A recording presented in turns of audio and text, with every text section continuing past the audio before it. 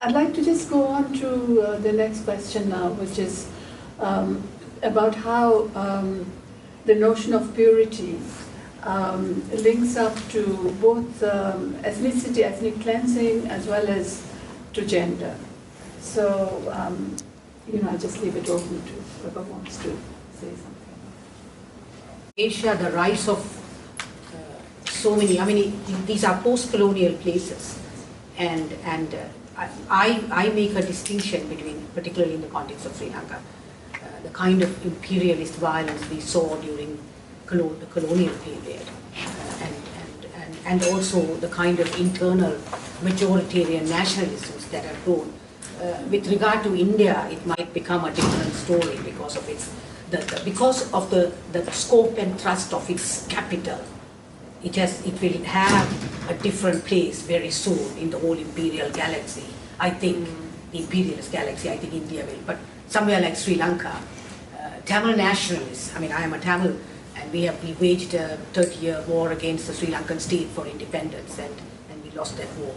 And Tamil nationalists like to characterize Sinhala Buddhist nationalism, majoritarian nationalism, as Sinhala imperialism, which is a very politically very problematic concept. Is very right. Anyway, having said that, these right-wing nationalisms all discipline and put women in boundaries, and one of the things I think with the BJP that really shocked us was how they used women, how women became strident Hindu nationalists, and how they used women. And this has happened in Sri Lanka in a very big way. And it is also linked, and their new identity in these nationalist circles is about how they become the pure Sinhala woman, the true Sinhala Buddhist woman, how she dresses, how she wears her sari, what color sari she wears, wearing the white to go to the pansar, to that sort of thing, all of that, and the way she's disciplined in her sexual morality, all of that, and these are all very new rules that are rewritten. They take something from the old and then they rewrite the rules. And the same process happened within the Tamil nationalism as well. And I must say that in the context of the attacks on Muslims, because on Muslims in Sri Lanka today, both Sinhala Buddhist nationalists are the ones attacking the Muslims. But both Sinhala Buddhist nationalism and Tamil nationalism play out a majoritarian nationalist role towards the Muslims, who are the second minority, who are the smallest group in Sri Lanka. So in those areas, because there is a large section of Muslims who live with the Tamils in the north and east, where the Tamils predominate. And there the Tamils play out a majoritarian role and have done ethnic cleansing of Muslims, etc., etc. Now, how does this relate to the whole question of purity? During the war, we were invaded, so to speak, by two big armies. One was the Indian army, and the other one was the Sri Lankan army. The Sri Lankan army throughout, the Indian army briefly. And both these armies, of course, the price of conquest, conquering another nation, so to speak, is about raping the women, pillaging the family, all that. And all of that happened to Tamil women. Post-war, what is happening is what I'm really concerned about, is that what is the link between this kind of majoritarian nationalist onslaught on the women of the other, and then what is the link between that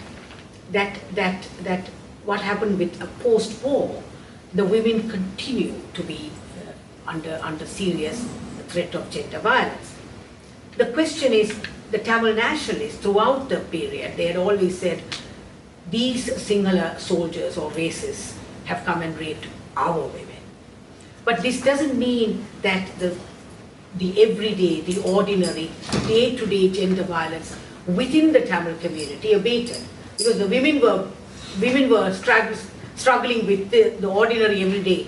And now that we are now post-war, what has happened is that a large number of Tamil women are continuing to be disciplined under the political movement of Tamil nationalism, saying that Tamil women are the agents of cultural degeneration, of Tamil cultural degeneration. They are the ones who are going to work for the Sinhala army or the Sinhala companies.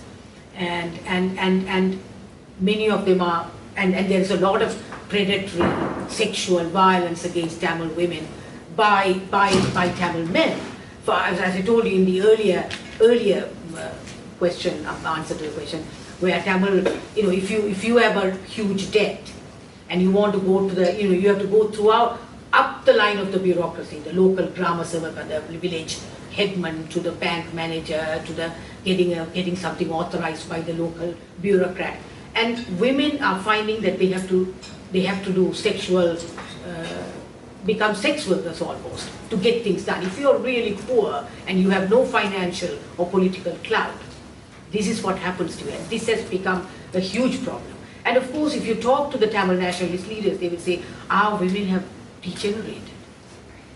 They are sleeping around. They have mobile phones. This notion of purity has been now completely turned on the other side. And I'm saying this because of the as a critique of all these nationalist claims and nationalist ideologies that have become very, active in South Asia in various corners. And you have majoritarian nationalism, which are very openly belligerent towards women, but also the nationalism of our own kind is also equally devastating. Raped women, women who were raped by the Sinhala soldiers, are ostracized in Tamil villages.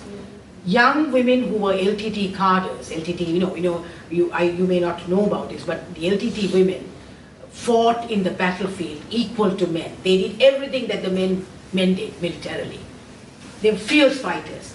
Post-war, they are living in penury, they are completely starving, and some of them have to even turn to sex work, partly because the village ostracizes them. The Tamil National League, and now LTT women, ex-LTT cadres are writing about this. We were not raped by the Sinhala soldiers, but now our men are raping us. This kind of thing. So it's very important for us to think about these kinds of dynamics even within nationalisms. Is inherent to states and inherent to nationalisms, which is why we see it coming up. And it's like, this kind of, sometimes, in Pakistan, what we experience is that especially the military, which sees itself as a defender of Pakistani, but also the kind of demands that they then attempt to put both onto people who are teaching in universities or activists or schools, or the ways that is again this drive to purity, like the Urdu-speaking Pakistani citizen. Yeah. And we haven't had a conversation in Pakistan, again, precisely because it's so inherent to nationalism. This is an older thing, right? We haven't had a proper conversation about 71 and the rapes in Bangladesh, and the complicity of the army there. And partition is more spoken about now, much later. Which even in the U.S. when Trump got elected, the major reaction from so many minority communities, black communities, was, oh well, we've been going through this for a while. Welcome to our world. so it's kind of this Congress BJP, not a difference for us. So it's kind of this. There's this thing that keeps on getting repeated in Pakistan. First they came, we heard this before, it's an older poem. First they came for the Ahmadis, and now they came for the Shia, and now they're coming for us. And so it is, it's kind of like the inherent pattern of nationalism and state, and the sort of hyper-masculinity of nationalism.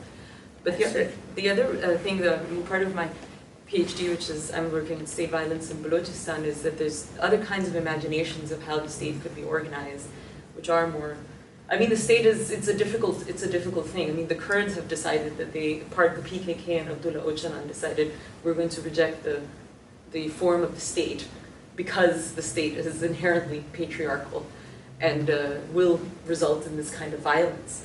And the question, I think, as a lot of progressives we sit with is, do we operate within to what extent can we change around some of these inherent dynamics within nationalism and the state to ensure that, now before it used to be just concentrated on certain populations, and now we're all feeling it. Is there a way that you can then, is there space within or other legacies of, for example, Indian nationalism, or other lineages of it that could be recovered or used. I mean, for Pakistani nationalism, one of the early debates in Pakistan for the first, up until Zia, but certainly also debate under Bhutto and stuff, is Pakistan multinational and multi-religious and multilingual? Or is it, and there was a conspiracy case run against pan-peripheral, pan-ethnic, multi-ethnic alliance, which included the Bengalis and the Pashtuns and the Baluch and the Sindhis, who were saying, we are not UP upper-class aristocratic Muslims. This is a multilingual country, and they were charged for conspiracy for saying that. They were charged for treason, and what you have now is a very clear idea that Pakistan is Urdu, or that India is. Hindi speaking. Thank you for this point on purity, because I have had the I don't know if it's the good fortune or the misfortune of actually talking to former LTT cadres, and I couldn't make my documentary public because it involves actual individuals. But one of the things I learned was this violence of ostracization is also like, setting the women apart. These women were celebrated within the communities, and then suddenly nobody even respects them, nobody wants to associate with them. And I think it's huge because it's also now opening up for further exploitation of these women, the fact that they're not integrated into society.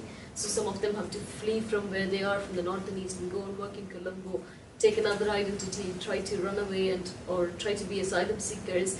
And in each and every step of the way, they are forced into further and further difficulty, all because of this notion of purity. And this purity is also, I think, something that's used hugely by the Hindu majoritarian discourse in India. I'm sorry for switching, but there was this film called Padmavati, where with this huge controversy going on, which is about this relationship between a Mughal emperor, whether this queen was raped or what she did, and the glorification of the fact that she jumps into the fire in order to preserve her purity. But also much before the film came, there was all of this huge protest because even the aspersion of something happening between a Muslim invader. And I think this is this idea of purity, or what is going to happen to the female body. I think it's very important because what they're getting upset about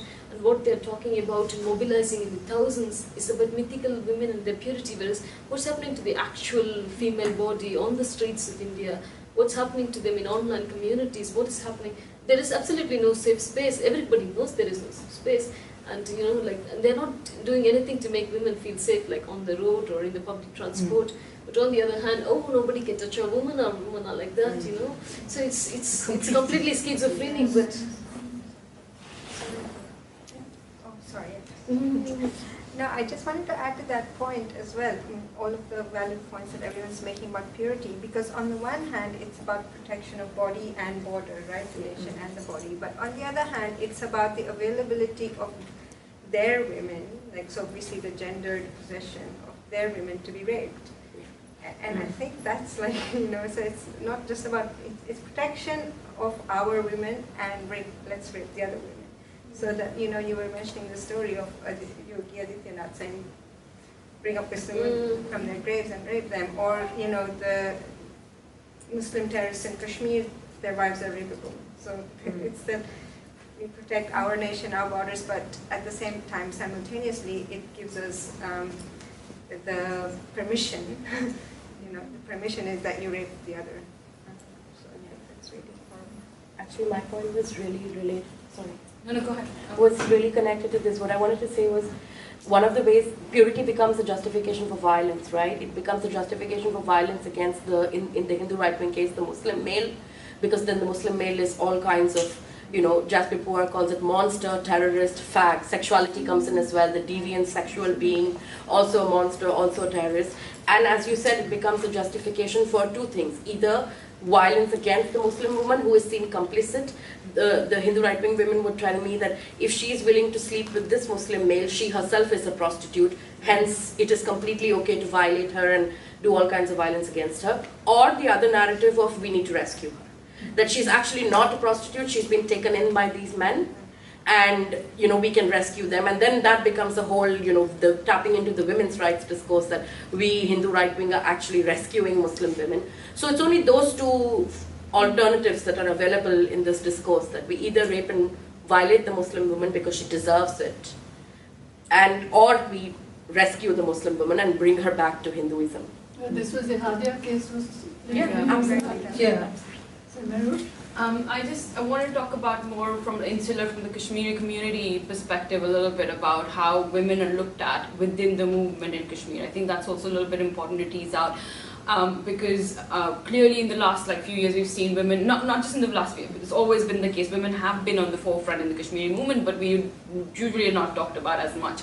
But in the last few years, especially with the young youth coming out on the street this time, and not something that is led by the Hurriyat or led by some other political movement, but just a social movement of people in Kashmir, you see young female women coming out and taking charge of their stories basically. And I think this beyond the body, which is obviously really important, and we've covered a lot of that, is also about this purity of the stone thrower dichotomy that I was trying to tease out previously, which is to do with you see these pictures of, whenever we see pictures of or what's happening in the Kashmir conflict, you see women either crying or they're like the victims over here.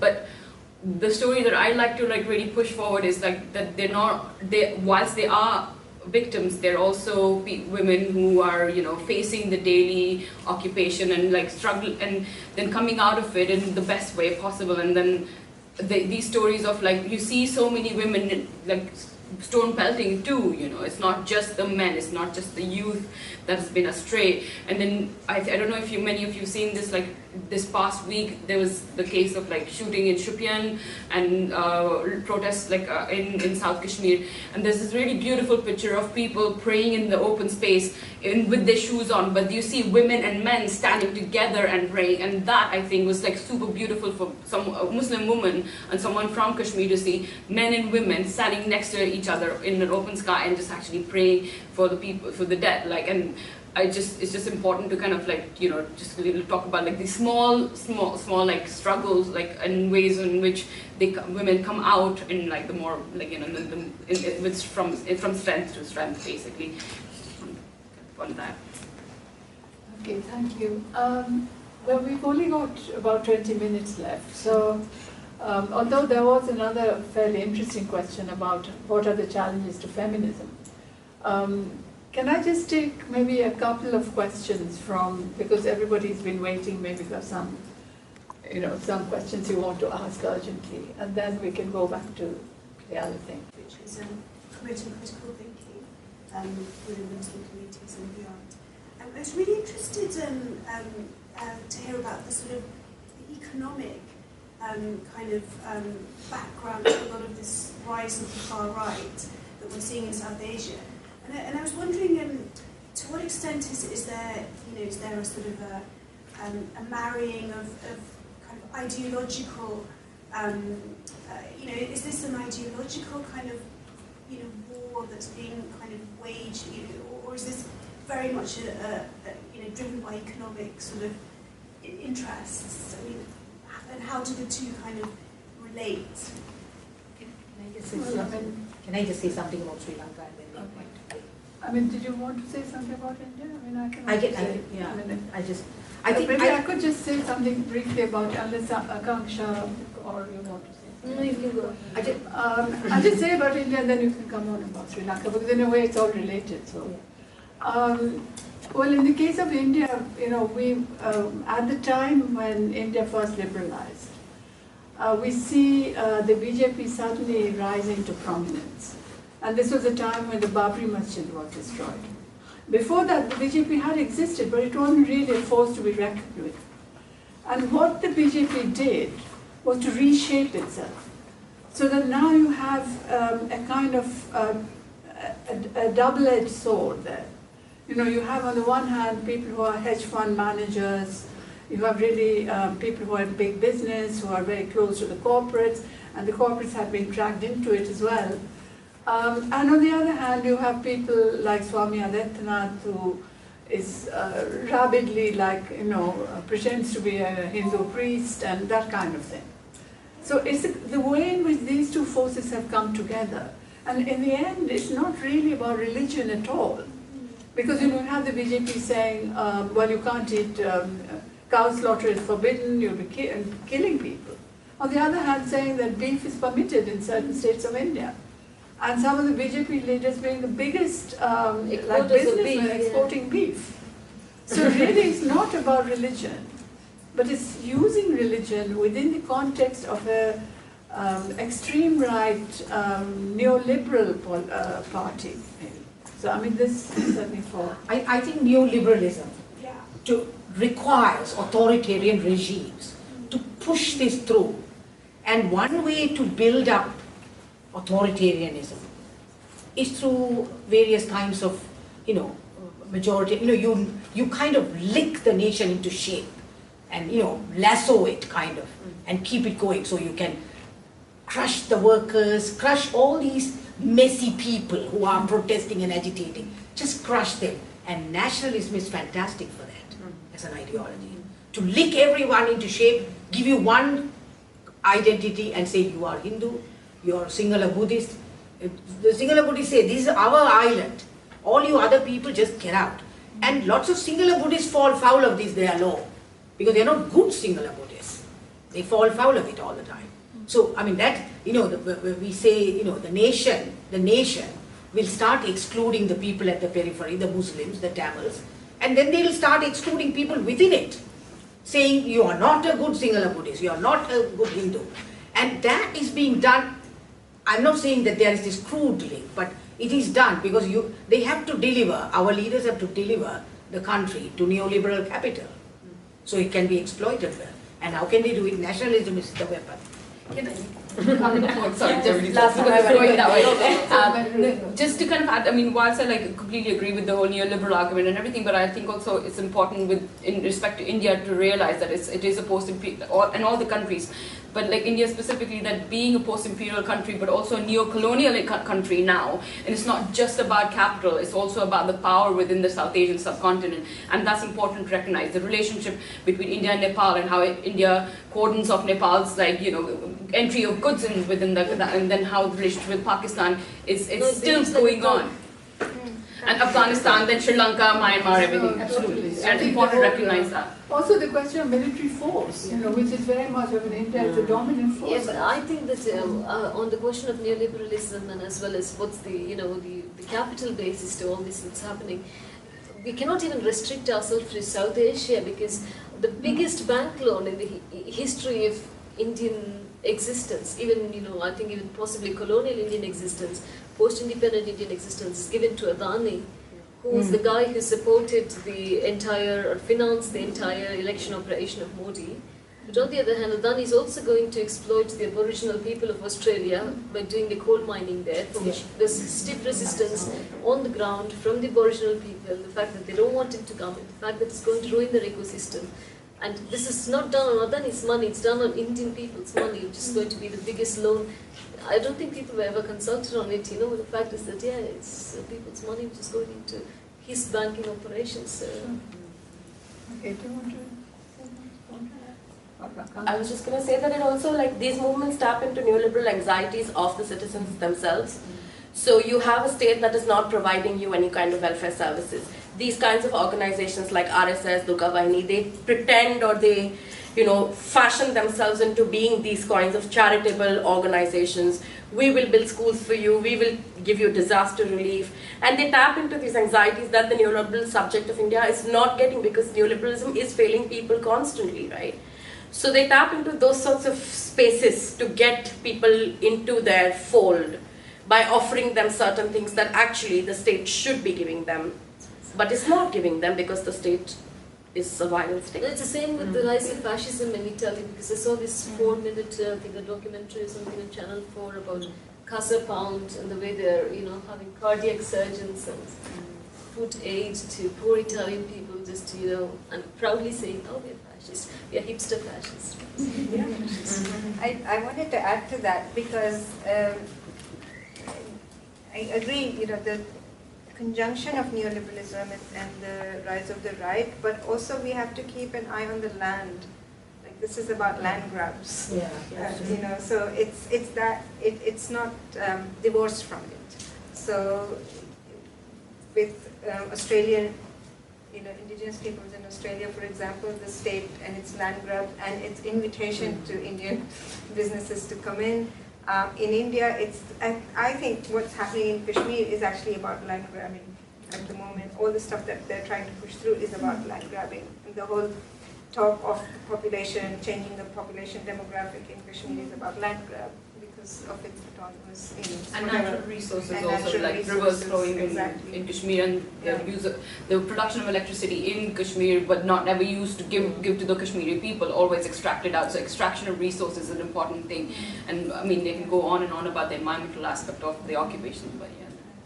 And of course, in the Zionist case, that's exactly Yeah. I mean, the thing about kind of, I mean, in Pakistan it's Chinese money, and I think also some places, and Sri Lanka and stuff, yeah. And I mean, there what you have is like the containment of the movement of actual people, but ensuring the fast movement of capital. So they're building a corridor through Pakistan, and one of the things that I heard when I was down in Balochistan was, you know, there's going to be one road for the Chinese, which will be fenced off, make sure that the trucks move fast, and then another one for everybody else, which will of course be full of checkpoints, because they don't want to, you know. Yeah, exactly. In Kashmir, so there's a and then which kind of people are allowed to move around. So right now in Pakistan we've had like Pashtuns have been kind of the interior terrorist Muslim for other Muslims, and they're doing this Pashtun long march, and for them it's like their movement in and out. I mean, Sharmeen Obiad, you know, the tweet that I spoke about was her. She doesn't want those Pashtuns because they're the Muslim terrorists there. You know, we don't want them in Karachi. You know, so you want to stop that movement, but not the movement of capital. And on the question of land grabs, I mean, this is really quite central to all of it. I mean, this is what's happening with the Rohingyas. This is what happened right through the central belt of India and the mineral-rich areas. And what's interesting also is that this is really global capital, because you have Indian companies like Vedanta or Essan, but they're all registered in the London Stock Exchange. So that, you know, this is really a very global phenomenon in that sense. In fact, we do need to talk about what's happening in this country, you know, particularly in the South Asian community. But I would like to thank you for, you know, bringing that up. I'd like to just have our last question, which was about how do feminists challenge this? What are the feminist struggles that are taking on board this, this crisis in South Asia? Anybody want to say something? I'll just mention something that happened a couple of weeks ago in the North and East. So, I mean, it's very interesting because we have a lot of residual questions from the war years. People who have disappeared, the government has not given us any answer.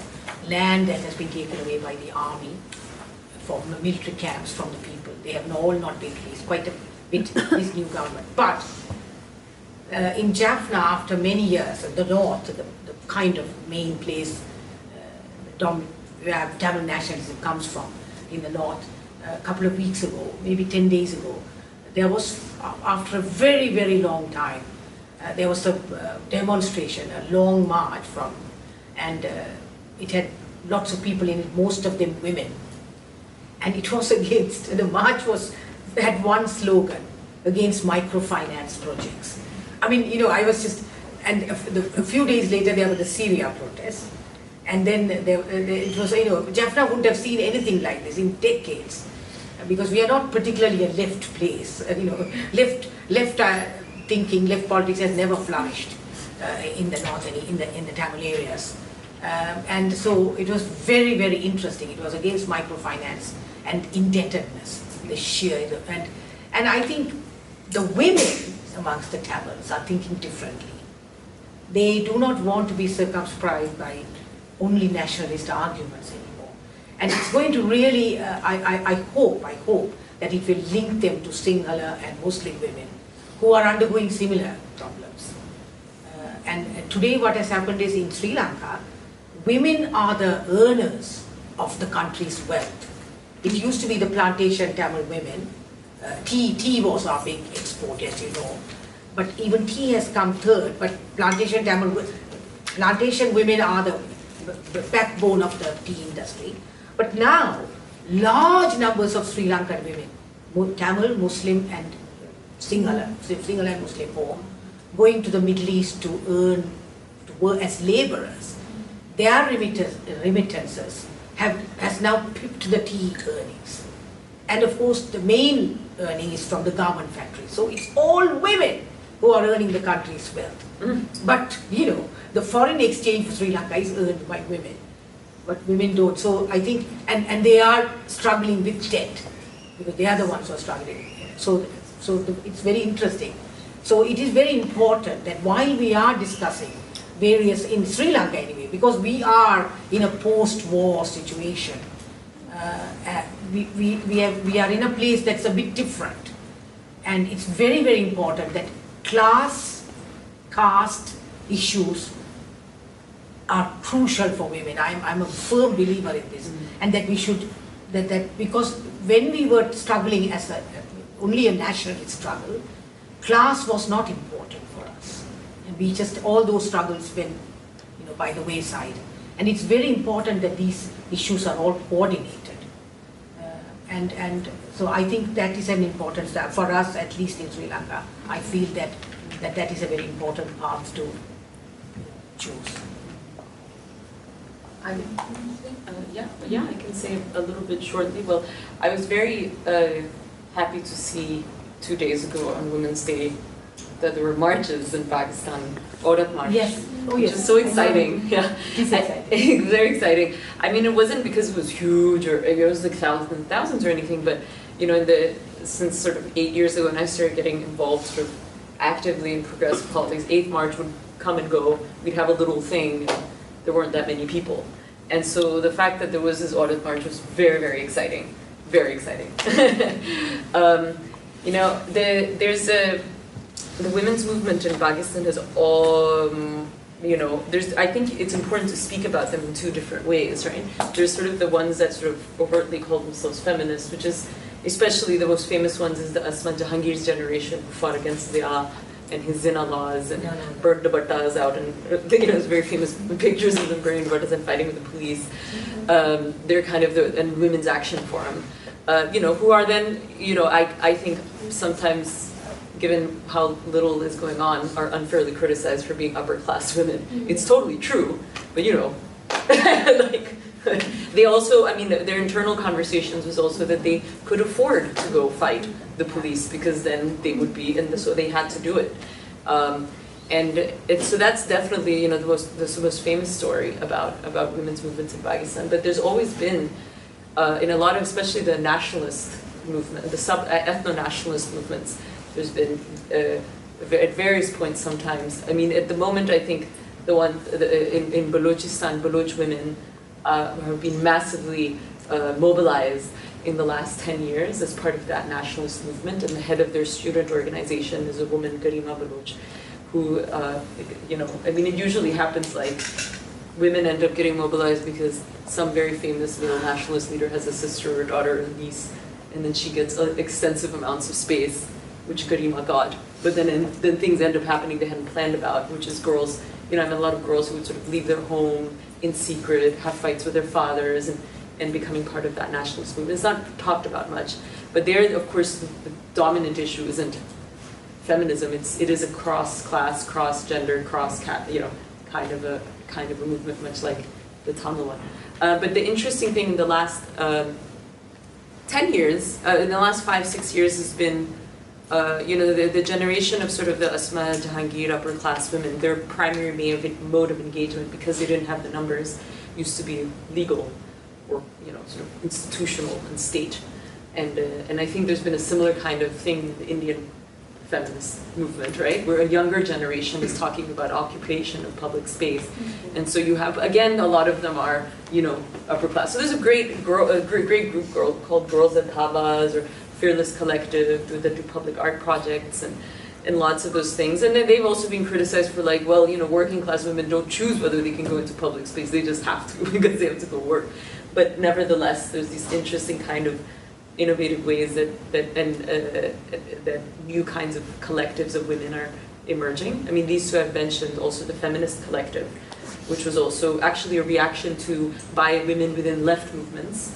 Actually within the Awami Workers' Party, it was kind of a harassment case. In bunch of Awami Workers' Party women said, "We're done trying to wait for, listening to but the struggle arguments about class being more important," and so they organized it. But again, there's that's kind of the state, the ways in which it's happening at the moment. But I think at the moment in Pakistan, because of the control of public space by the right, even now, there's a way where we have to, I mean, not just feminists, but also a general thing, be realistic about what we can do. And so a lot of times the tactic, the way that we try to meet with the challenges is we either we're strategic or we're kind of fugitive, we work in, you hear about something and you try to deal with it without having to go to the public, to take something public is a political decision to do because that's going to help, but it doesn't always help. And you kind of assess your own stance or your own position politically, which still isn't very strong. Especially for women and women of color anywhere for that matter, not just here but like also at home. Irrespective of which class you're from. But just quickly, I just want to mention one important thing about solidarity and there's this support group for Kunan Poshpora in Kashmir that on the 23rd of February every year they hold like events in solidarity with the victims of Kunan Poshpora. So this year they try to organize like an international solidarity movement where like many different universities across the globe, not just in America but also in the UK, try to do it to raise awareness about the case in Kunan Poshpora. So what I wanted to mention is that there are very like small ways in which I think everyone can like support and be in solidarity with like different struggles across the world. And I think maybe if people have resources, it would be there is already a campaign going on, so they have resources for people to like host events or like just raise awareness by maybe sharing a documentary, something as simple as that. If you are interested, you can either get in touch with me or I can just give you the name like of the group that you can get in touch with, and then you can organize stuff. Like, and I think we don't have to do it for the next year, 23rd of February. You can do it any time of the year. But just something that I wanted to just give a shout out to those people who've been like doing a lot of good work and trying to raise awareness about this across the globe. So I wouldn't be long at all. I think the main thing is that what are feminists doing? But I think the other question that I actually face on an everyday basis is what should feminists not do? Because once you go to a certain platform where you are visible, everybody wants to co-opt you. So you get emails from Microsoft Foundation in India saying, Bill and Melinda Gates are going to do this, so would you like to come for a dialogue? And then you have to say, no, but Microsoft doesn't give me free software. You are charging every single woman, you're doing all these exploitative medical trials on women. All I was going to say was, I don't know if this is too much of a generalization, but when they say women's empowerment, it's kind of usually a giveaway. Women's empowerment is usually a giveaway. But also, like, even just on International Women's Day, there were people tweeting to all the pretty women out there, news, and I was like, what is... so that idea of the meanings of feminism, without like letting, I don't think we need to sort of police and regulate, this is feminism, that's not. I don't think that's, because there are many feminisms that I think may not fit my idea of feminism. But at the same time, I think as Meena was pointing out, there are many that are exploited too, that are actually quite anti-feminist, but hijack and appropriate, like the Hindu right, for example, as you were talking about, this idea of feminism, which I think is important to identify. Champions of Muslim women. Exactly. And I think like even in academia, because many of us will be in academic spaces as well, thinking about where is the funding coming from, if somebody's inviting you to speak, is the venue accessible? That is the basic question.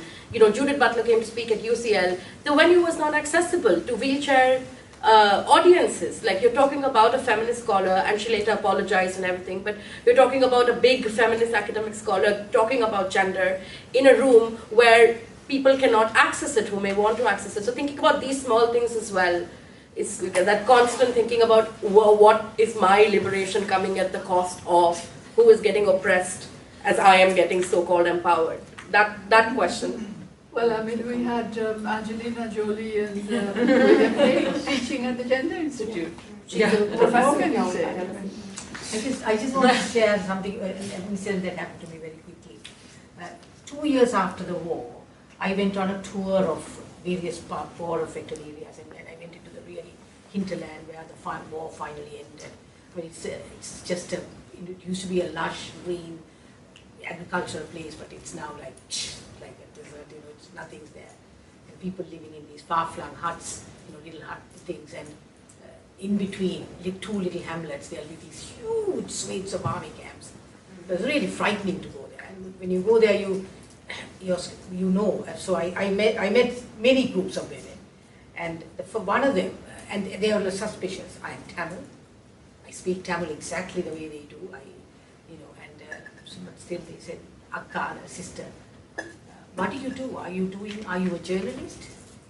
Are you an NGO researcher? Exactly, they use these words. Are you doing your PhD? Sorry, I'm not, they ask me all these questions one after the other. Because we have seen Tamils, Sinhalese and white women coming here to interview us. And we don't see anything after that. And I said, I actually went with nothing. I was literally just traveling, seeing various groups of women. So I said, I have no pen, I have no paper, and I have just some, sweets and some things that I had taken just for us to eat. And I wasn't promising them, microfinance loan. I wasn't, even big INGOs are now doing this. So they have become so tuned to this. Sri Lanka has been inundated with, NGOs because of the war, and all kinds of journalists, all kinds of people. Particularly, we have had several journalists go to India and write books on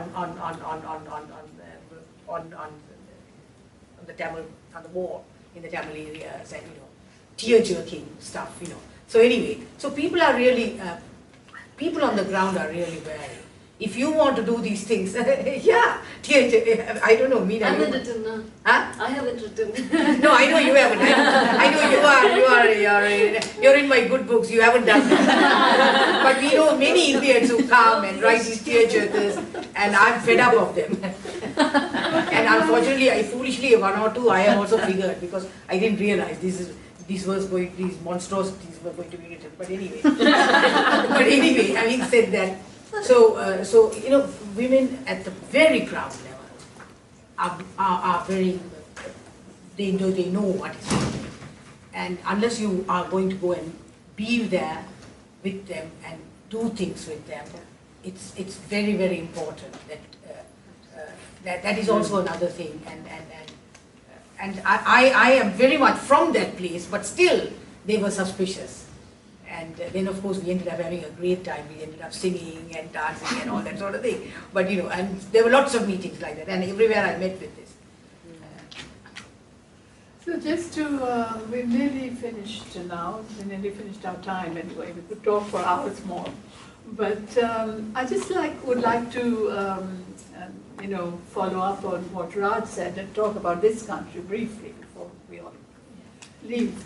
And that is, links up to an issue which we really have not discussed in any detail today, although it's crucially important for us as feminists, and that is the issue of caste. Now, since we're talking about Britain, I think it's very important for us to realize that the Hindutva forces have penetrated the South Asian community in a big way. Not only Indians, but Sri Lankans, and everybody really. And so we have also these vote banks, the areas which are Hindu areas predominantly, which will, their MPs will come out with, real sort of really vicious comments, Islamophobic comments which say there's no such thing as caste, that kind of thing. And it goes further, because then they have invited people from the extreme right Hindu organizations to come here and speak. In the House of Commons. In the House of Commons. And these same people are are speaking also on platforms with people like Tommy Robinson. So this is a whole new development which we need to fight back against. We are hoping to have a discussion of this in Harrow, which is the constituency of Bob Blackman. Bob Blackman supports the Kashmiri Pandits. He went to Kashmir, didn't meet a single Muslim. It's unbelievable. Yeah, it's unbelievable. He is for the issue of, said there's no such thing as caste discrimination. He's the person who invited a man called Tapan Ghosh, who came and spoke here in the House of Commons.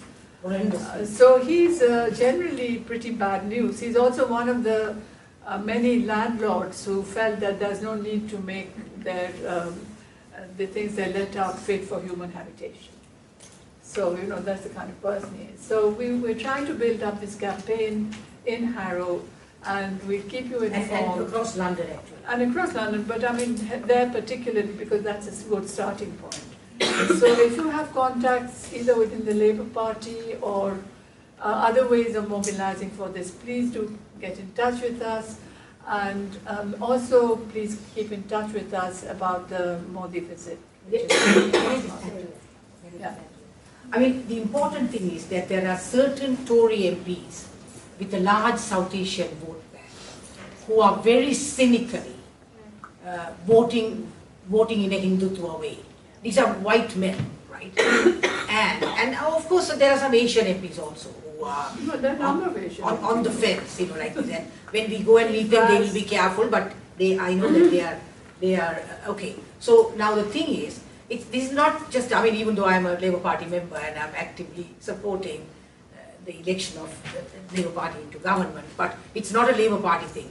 We have to face it because where I live in Harrow, it's in my face, it's in your face. Hindutva is everywhere, and it's really horrific, and that so much so that English people who were not aware of it, that it's so much in your face that they are also now feeling it, and people like Bob Blackman are also championing Hayward can maybe say something, championing removing caste as a protected category from the caste, from the Equalities Act. I mean, so it's not just about getting the votes, it's about tinkering with legislation, it's all of that. I think we've got to also remember that the Tories are solidly pro-Modi and increasingly pro-Hindutva. Yeah. If, for example, Preeti Patel actually has openly said she's a great admirer of the RSS. Yeah. Incidentally, today she's come out saying she doesn't want to be called BME because she's just British. Yeah. So, but the point is, these people are extremely dangerous. Yeah. And she's, of course, very closely associated with Israel. Yeah, maybe you should talk about the 800 people who demonstrated in front of Capitol Hill saying that Indians should be, please mention that. Remember, because that's very much linked to it. How Hindutva remember that. How a large part of this community voted for Brexit as well is something important to remember. Because then all of these things come together. Yeah. No, in the US, we see a real triangle. Modi, Trump, and Netanyahu triangle playing out globally in international politics. And in the US, 800 Indians went and demonstrated. Oh, they want to build a wall. They want to pay for that. And also they are saying that when you get country quotas for people to migrate to the US, that it should be done on merit, and then that way Indians will be able to, all these great techie brains of India, isn't it? They will pay for the wall and then in exchange for the visas. It's really frightening. Who are these people? It's the idea of the good immigrant taken to an extreme, where they are so clever, so law-abiding, so good, although people are being killed, And so they are willing to pay for Trump's wall, saying that this was wrong, that people are paying for Trump's wall. So we have to know the level at which we're at and really move from there, and it's pretty urgent that we do it, And this is very much what everybody's been talking about is this nature of secularism, which is almost by default Islamophobic.